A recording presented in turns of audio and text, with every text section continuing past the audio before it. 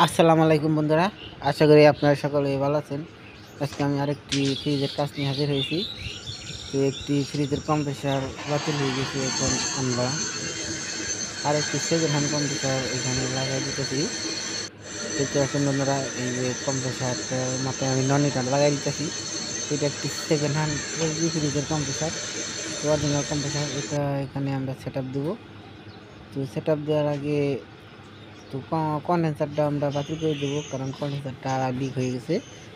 তো কন্ডেন্সারটা লাগাবো, এরপর আমরা ভ্যাকুম করে গ্যাস চার্জ করব। তো এর আগে আমরা চ্যাম্পারে প্রেসার দিয়ে নিতেছি, চ্যাম্পার ঠিক আছে কিনা।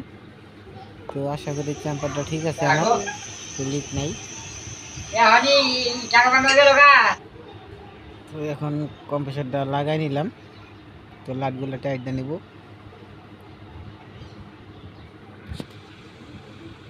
ভিডিওটা ভালো লাগলে লাইক কমেন্ট সাবস্ক্রাইব করে পাশে থাকা বেল বাটনটি ক্লিক করে দিন পরবর্তী ভিডিওটি পাওয়ার জন্য। ধন্যবাদ সবাইকে।